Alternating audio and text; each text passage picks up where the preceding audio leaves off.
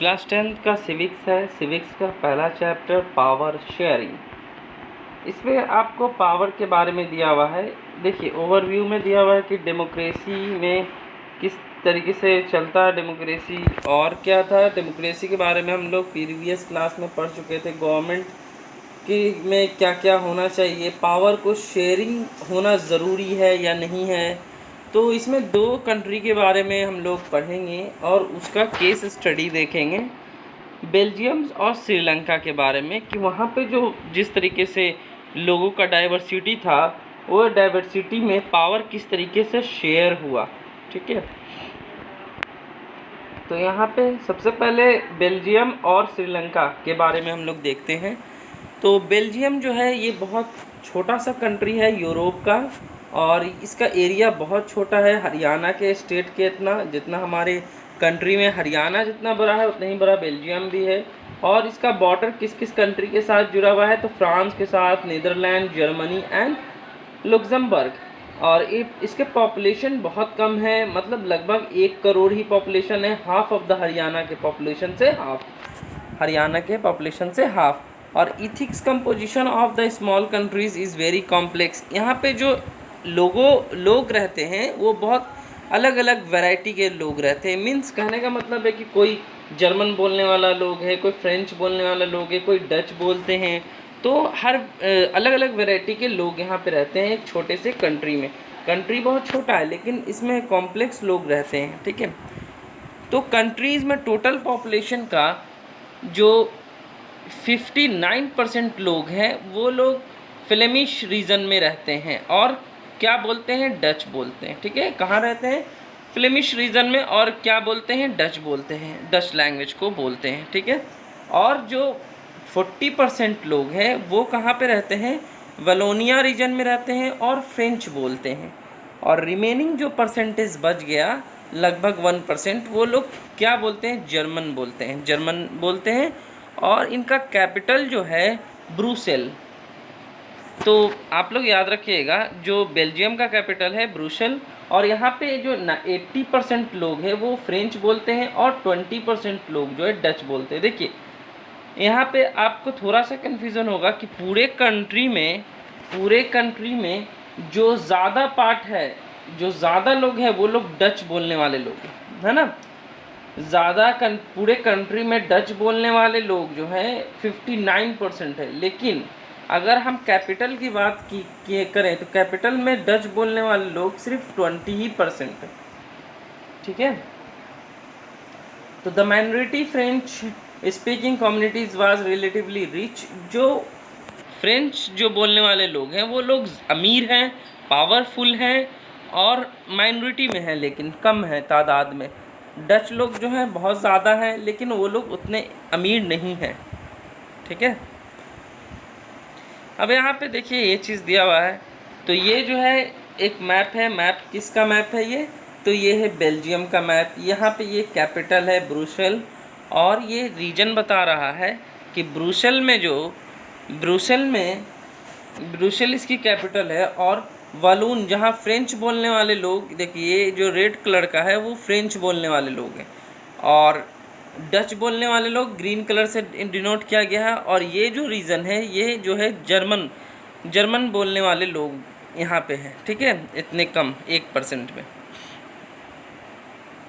ठीक है, अब यहाँ पे देखिए कि द एजुकेशन मच लेटर्स। अब इन लोगों के बीच में जो डच बोलते थे वो लोग के बीच में एजुकेशन भी बहुत लेट में आया, जिसकी वजह से उनका इकनॉमी कम है, डाउन है। और फ्रेंच लोग जो हैं उनके पास एजुकेशन भी है और रिच भी है, पावरफुल भी हैं।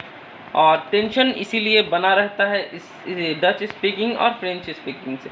यहाँ पे देखो फ्रेंच लोग बहुत कम हैं, डच लोग ज़्यादा हैं, लेकिन फ्रेंच लोग जो है एजुकेशन के मामले में, पैसे के मामले में बहुत आगे हैं, ज़्यादा है इनसे, ये कम है।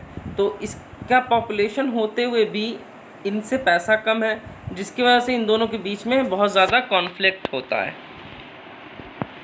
तो हम लोग देखते हैं कि जो एंड फ्रेंच स्पीकिंग्स ड्यूरिंग 1950 से लेकर के 1960 तक द टेंशन दोनों कम्युनिटी के बीच में ब्रुसेल मोर क्विट मत ज़्यादा हो गया ब्रुसेल में। और ब्रुसेल प्रेजेंट ए स्पेशल प्रॉब्लम और ब्रुसेल में बहुत ज़्यादा प्रॉब्लम हो गए, क्योंकि ब्रुसेल में जो थी बेल्जियम का कैपिटल है, और यहाँ पे जो है फ्रेंच लोग ज़्यादा हैं, ब्रुसेल में ज़्यादा हैं फ्रेंच लोग और डच लोग कम हैं, जिसकी वजह से यहाँ पे कॉन्फ्लिक्ट बहुत ज़्यादा होने लगा।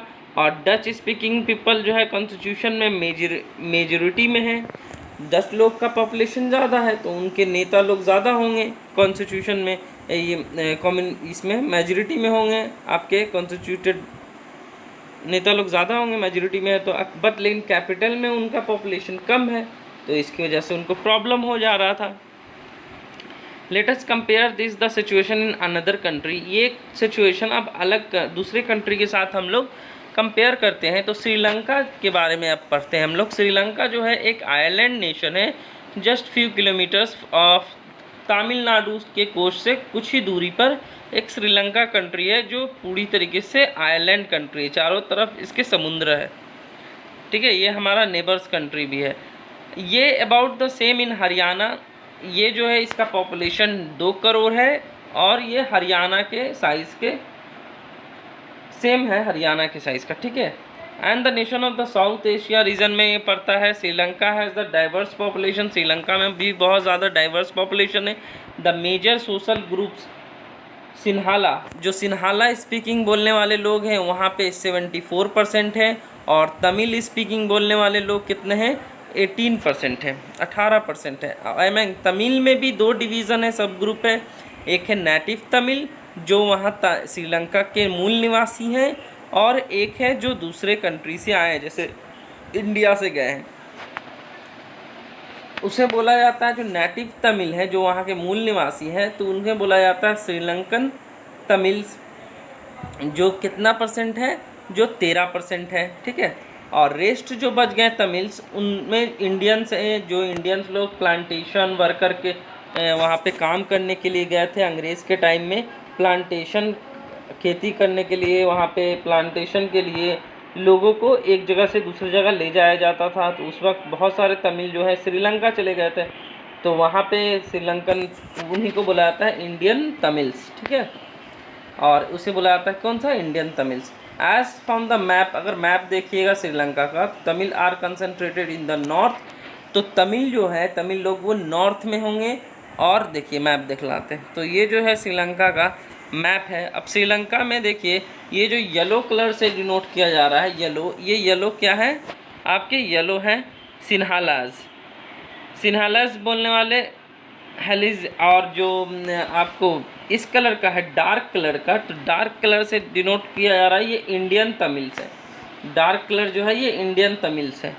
और मुस्लिम लोग जो ये छोटा छोटा पैचेस बना हुआ है, ये सब यहाँ मुस्लिम लोग रहते हैं। और यहाँ पे देखिएगा श्रीलंकन तमिल्स, ये जो कोस्टल रीजन में जो रह रहे हैं, कोस्टल रीजन का एरिया, ये सब में श्रीलंकन तमिल्स रहते हैं, ठीक है। तो देखिए चारों तरफ डिस्ट्रीब्यूशन है। अब यहाँ पे आते हैं, तो ये जो श्रीलंकन तमिल्स हैं connected in the north and the eastern of the country. जो श्रीलंकन तमिल्स है वो नॉर्थ में है और ईस्टर्न ऑफ द कंट्री में है। Most of the Sinhalas speaking people are Buddhism. अब सिन्हाला जो है वो लोग ज़्यादातर बुद्धिज्म, बौद्ध धर्म को मानते हैं, और तमिल लोग जो है वो हिंदू हैं, और मुस्लिम भी हैं, कुछ मुस्लिम हैं, अबाउट 7% क्रिश्चियन भी हैं। और बोथ तमिल्स आर जो क्रिश्चियन हैं वो तमिल्स लोग भी हैं और सिन्हाला लोग भी हैं जो क्रिश्चियन हैं। Just imagine what happens would the situations like this Belgiums the. अब सोचिए कि इतने ज़्यादा डाइवर्सिटी है यहाँ पे, तो क्या होता होगा। तो Dutch communities could takes advantage of this numerics majorities and the force it will on the French. हम लोग बेल्जियम में पढ़े थे कि जो डच कम्युनिटी है वो मेजॉरिटी में ज़्यादा थी, तो जिसकी वजह से उनको एडवांटेज मिलता था। फ्रेंच लोग जो हैं वो हम माइनॉरिटी में थे। जर्मन स्पीकिंग पीपल्स भी माइनॉरिटी में थी, तो जर्मन तो बहुत ज़्यादा कम था, तो इसलिए इनका बात भी नहीं माना जाता था। This would push the conflict among the communities further.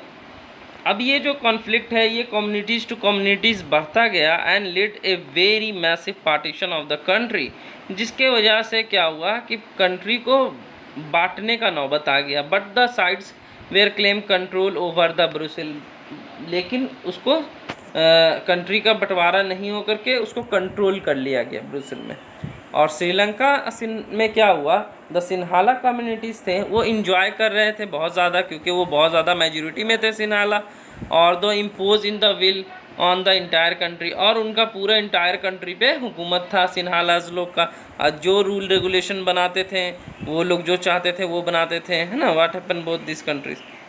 तो यहाँ पे हम लोग देखा आपको बेल्जियम्स में डच लोग मेजोरिटी में थे, फ्रेंच लोग माइनॉरिटी में थे, लेकिन फ्रेंच लोग बहुत अमीर थे। और यहाँ पे हम लोग श्रीलंका में देखा कि सिन्हाला जो था वो मेजोरिटी में था और तमिल लोग जो माइनॉरिटी में थे, लेकिन सिन्हाला अमीर भी थे, ठीक है। ये मत सोचेगा कि सिन्हाला कमज़ोर थे। सिन्हाला जो है वो पूरा कंट्रोल श्रीलंका पे उनका था, जिसकी वजह से बहुत ज़्यादा कॉन्फ्लिक्ट हुआ, सिविल वार भी हो गया। अगर मेजोरिटी के हिसाब से श्रीलंका को देखा जाए तो श्रीलंका इमर्जन इंडिपेंडेंस, ये श्रीलंका कब आज़ाद हुआ था, 1948 में। और इसके लीडर जो बने थे सिन्हाला कमिटीज़ के ही लीडर्स बने थे, क्योंकि उन लोग बहुत ज़्यादा थे, मेजोरिटी में थे, और उनका पूरा डोमिनेंस था गवर्नमेंट पे, पूरा कंट्रोल था, और वो मेजोरिटी में थे। तो रिज़ल्ट क्या हुआ कि वो elected government appointed cease off, और मेजोरिटी होने की वजह से जब भी कुछ इलेक्शन होता था तो वही लोग ज़्यादा जीतते थे और उन्हीं लोग की सरकार होती थी। और सरकार भी सिन्हालास के बारे में ज़्यादा सुप्रीम थी, मतलब उसके प्रति मतलब ईमानदार थी। सिन्हालास को हर चीज़ सपोर्ट किया जाता था और तमिल लोगों को बहुत सारे चीज़ में सपोर्ट नहीं किया जाता था। अब ये जो 1956 का टाइम आया, act was the recognise, Sinhala ने एक ऑफिशियल लैंग्वेज पास किया जिसके जो तमिल लोगों को पसंद नहीं था। इन्होंने क्या किया कि सिन्हाला को ऑफिशियल लैंग्वेज घोषित कर दिया गया, और ये तमिल को पसंद नहीं था। और जो गवर्नमेंट फॉलोड, सारे गवर्नमेंट में जो पॉलिसीज़ फॉलो हो रहा था सिन्हाला ही फेवर करते थे कि क्या क्या पॉलिसीज़ फॉलो होना चाहिए। एप्लीकेंट मतलब यूनिवर्सिटी में पोजीशन भी सिन्हाला को मिलना चाहिए, गवर्नमेंट जॉब में भी सिन्हालाज लोग को लिया जा रहा था, तमिल लोगों को नहीं लिया जा रहा था, जिसकी वजह से तमिल लोग बहुत ज़्यादा डिप्रेस होने लगे थे और डिसएग्री होने लगे थे, डिसरिगार्डिंग बहुत ज़्यादा। इसके वजह से ये होने लगे कि हर जगह पे तमिल्स को ही गिराया जा रहा है और सिन्हालाज को हर जगह पे अपॉर्चुनिटी दिया जा रहा है, और इसको ऑफिशियल लैंग्वेज भी बनाया जा रहा है इनके लैंग्वेज को। अब देखिए यहाँ पे क्या होता है कि all this government measures coming one after the other, अब जितने भी गवर्नमेंट मेजर्स आते हैं एक दूसरे से, increase on the feeling of the alienations among the Sri Lankan Tamils, तो श्रीलंकन तमिल्स को बहुत ख़राब फील होता था, क्योंकि जितने भी गवर्नमेंट जॉब थे ज़्यादातर सिन्हालाज लोग के पास ही रहते थे, और जिसकी वजह से मेजर जो पॉलिटिकल पार्टीज़ थी तो वो बुद्धिज़्म सिन्हालाज उसमें लीडर्स थे, ठीक है।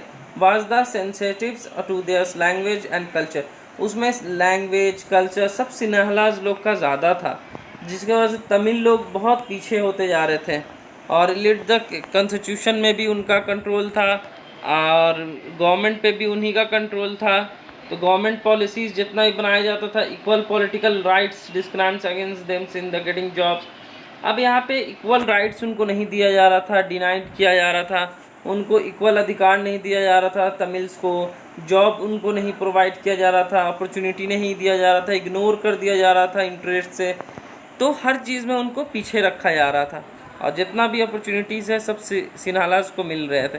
तो between the Sinhalas and Tamils communities strained over time, मतलब ये लोग जो है, अब क्या हुआ कि ये लोग में कॉन्फ्लिक्ट बढ़ने लगा। श्रीलंकन तमिल ने लॉन्च किया अपना पार्टी कि हम लोग अब अपने पार्टी बनाएंगे और गवर्नमेंट पे कंट्रोल हम करेंगे, एंड स्ट्रगल करने लगे recognise of Tamil as a official language. अब इन्होंने क्या बोला तमिल लोग कि ऑफिशियल लैंग्वेज क्या होगा, तमिल होगा।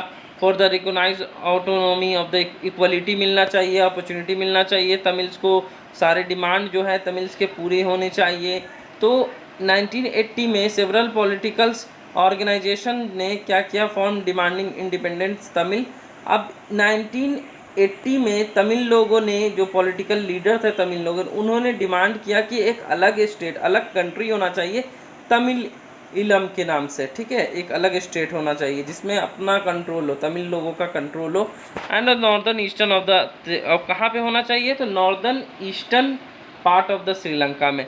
द इसमें क्या हुआ, between the two communities turns into the wide spread conflict, जिसकी वजह से दोनों कम्युनिटी में बहुत ज़्यादा वाइड स्प्रेड कॉन्फ्लिक्ट होने लगा और ये किसमें, सिविल वार में बदल गया। इसका रिज़ल्ट क्या हुआ कि बहुत सारे लोग मर गए, बहुत सारे लोग बर्बाद हो गए, बहुत सारे का फैमिली बर्बाद हो गया, घर छूट गया, कुछ लोग इंडिया भाग के चले आए, रिफ्यूज़ी हो गए।